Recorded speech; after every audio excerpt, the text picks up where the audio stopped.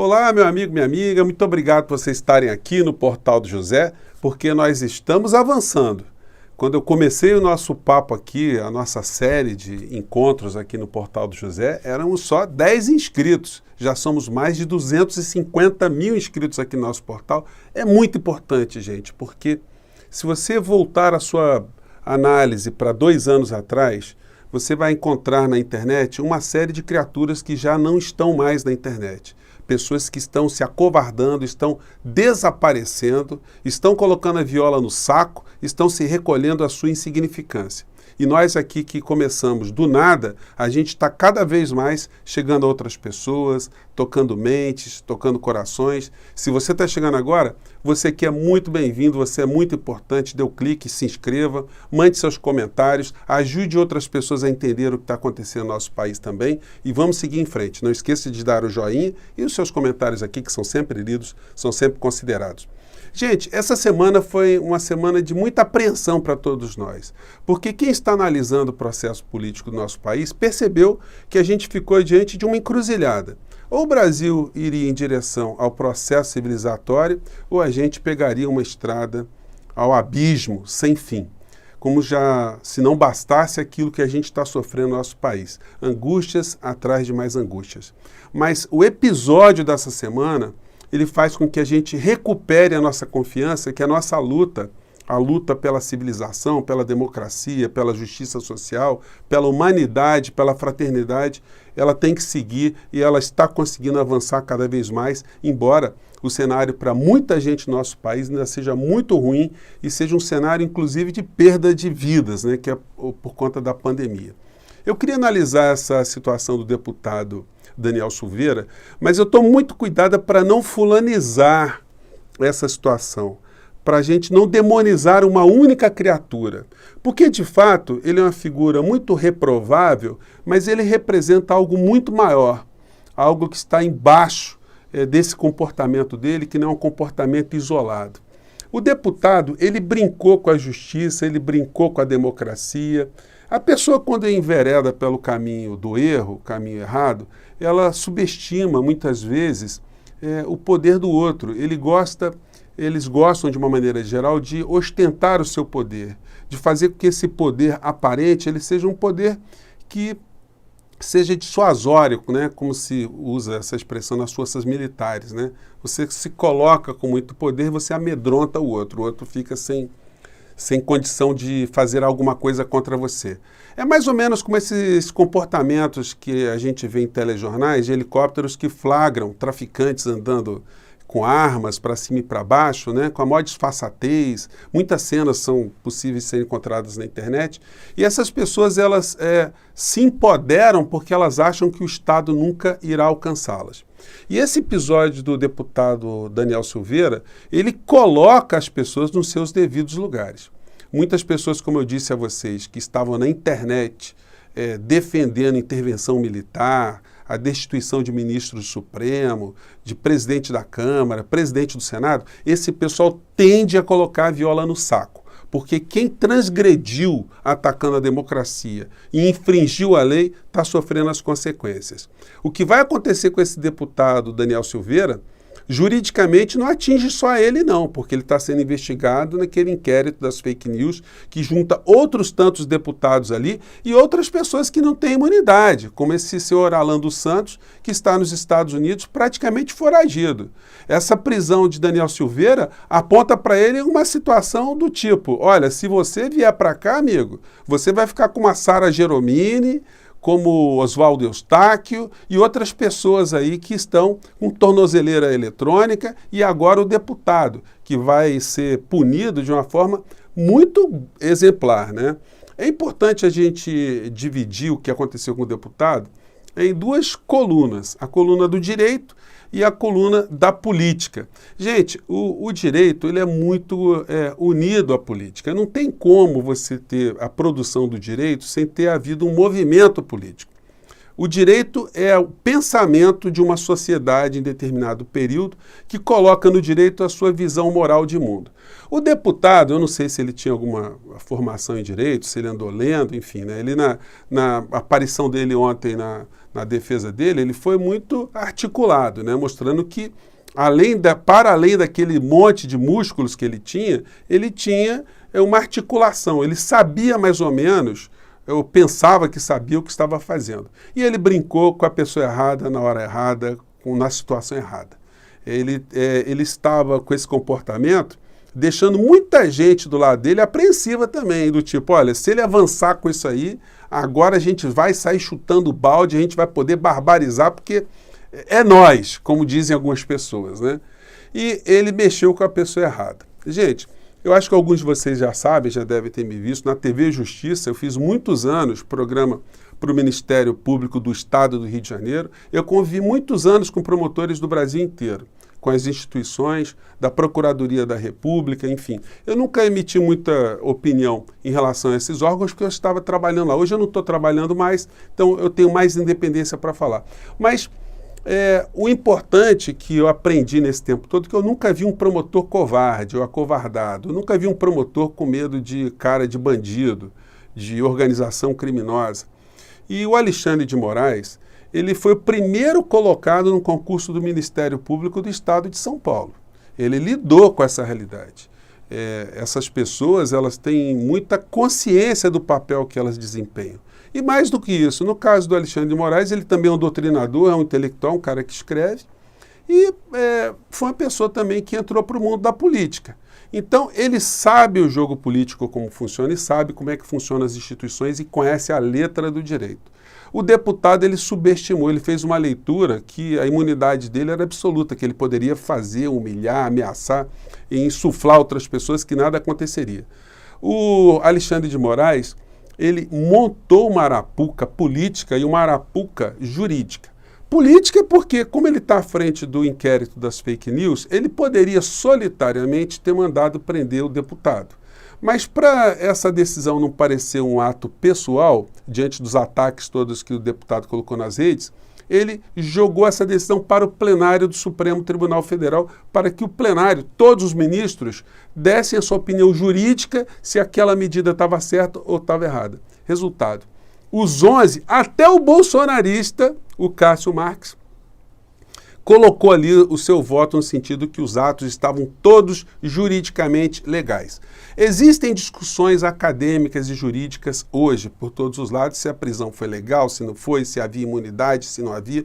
Essa discussão ela fica superada, porque a Suprema Corte Brasileira, por unanimidade, decidiu como deve ser o direito nesse tipo de situação específica. Não é à toa que a Câmara Federal, através do deputado Arthur Lira, está criando uma comissão para regulamentar melhor essa situação, para que outros deputados translocados, como Daniel Silveira, não façam as mesmas barbaridades que ele fez nessa situação toda. Então a gente tem um aspecto jurídico que pode dar discussão, mas ele é inócuo, porque já está resolvido, e tem um aspecto político, que quando o processo vai para a Câmara Federal, o deputado achou que haveria um espírito de corpo, né? Quase que eu falei de porco, mas é por aí também, né? Que os deputados, com preocupação de não serem presos lá na frente, dariam para ele um salvo-conduto. Quebrou a cara. Ele poderia ter tido ali um comportamento coerente com tudo aquilo que ele fez nas redes. Ele poderia ter reafirmado, dizer que o Fachin era aquilo mesmo, o Bilal do Fachin, o Marco Aurélio, que ia dar surra de gato, que mereciam apanhar.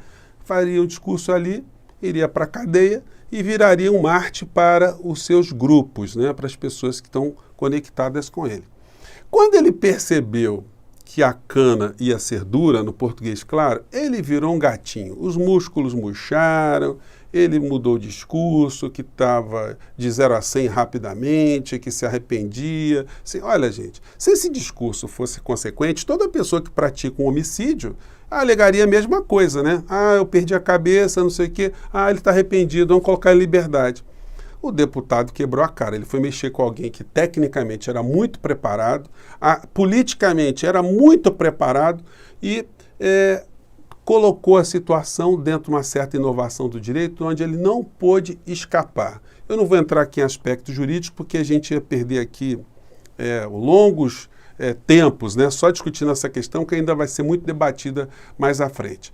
Então, a discussão dentro da Câmara Federal foi uma discussão política, não foi jurídica, até porque os parlamentares que estão lá, a maior parte não tem formação jurídica. O deputado não precisava nem ter levado advogado, porque o que os deputados estavam discutindo ali é se os atos que o deputado realizou eram reprováveis ou não.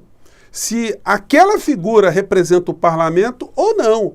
Se aquilo que o deputado fez e falou é possível, é garantido pela imunidade ou não. Gente, se o parlamento ontem desse a liberdade para o deputado, ia virar a terra de ninguém.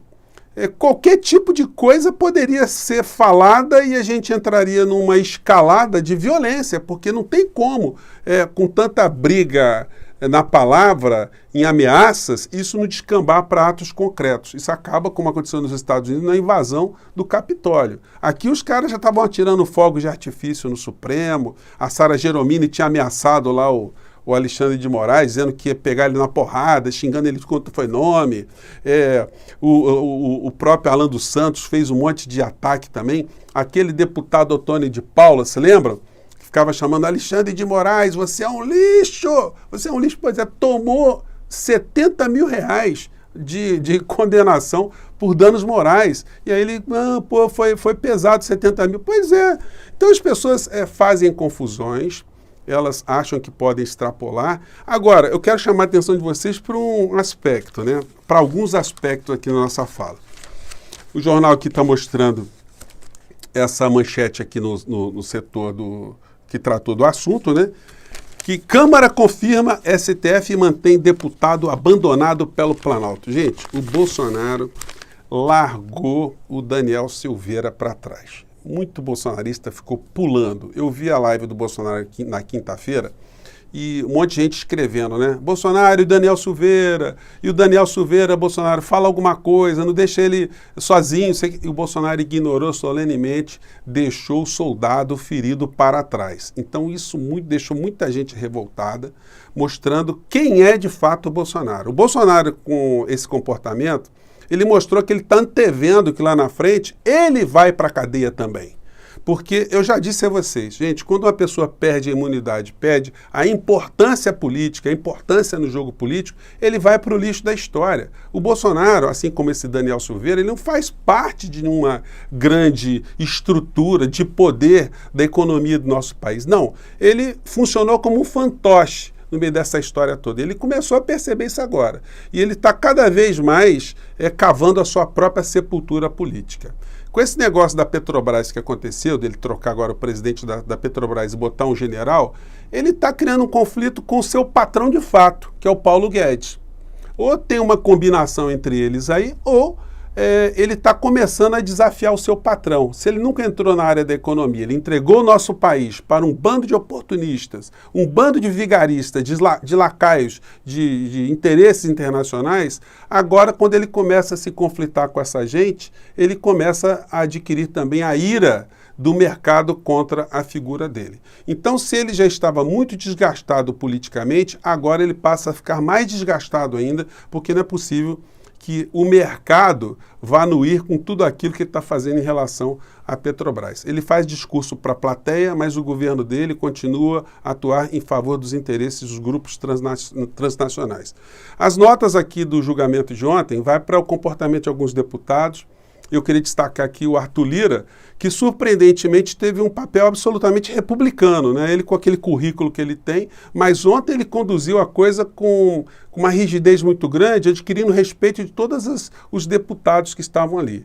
Chamou atenção também a fala de um deputado do Mato Grosso do Sul, o Trade, se não me falha a memória, que ele, diante do comportamento acovardado do Daniel Silveira, olha, quem não se arrepende, a minha mulher viu a minha prisão, minhas filhas, minha mãe viu a minha prisão, o que se coloca no meu lugar, olha só como é que o Brasil todo viu isso. E o deputado falou para ele, vem cá, o senhor não pensou nisso quando o senhor quebrou a placa da Marielle? O senhor não pensou na família da Marielle? O senhor não pensou na memória, nas pessoas que gostavam da Marielle, nos amigos da Marielle? O senhor não pensou na mãe, na esposa do Fachin? O Fachin é um marido, ele é pai. O senhor não pensou nisso? Então, gente, É aquela história, né? Quando ele viu a mão pesada dos homens de preto, os homens de toga, ele se acovardou. E agora a situação dele vai ficar mais complicada. Eu não tenho a menor dúvida que ele vai ser caçado por um quórum ainda maior, né? Deputados ontem que diziam, olha, eu não concordo nada que ele falou, mas a gente tem que julgar aqui. O Partido Novo votou integralmente a favor da liberdade do deputado Daniel Silveira. Mas o mesmo partido não vai ter condição de sustentar que ele deva permanecer como deputado diante dessa situação. Gente, espero ter jogado algumas questões aí para reflexão. Tem muitas questões políticas e questões jurídicas, mas para nós o que interessa é que nós avançamos dentro desse processo civilizatório. Os insanos estão desaparecendo, eles estão se acovardando. O Olavo de Carvalho, que é o guru dessa gente, sumiu, não falou nada, não está dando um pio. O Alan dos Santos, pessoal do Terça Livre, aquela escumalha toda, todo mundo calado, não conseguiram voltar para a internet e não vão conseguir voltar para o YouTube. E a gente aqui lutando cada vez mais, a gente continua a avançar, apesar de tanta situação ruim que está acontecendo no Brasil. Gente, muito obrigado por vocês estarem aqui, porque são vocês que têm ajudado cada vez mais a gente resistir e influenciar de alguma maneira para que o Brasil não caminhe por caminhos, né, entre por estradas que joguem o nosso país num abismo sem volta, né? Vamos seguir em frente. Até o próximo encontro. Tchau.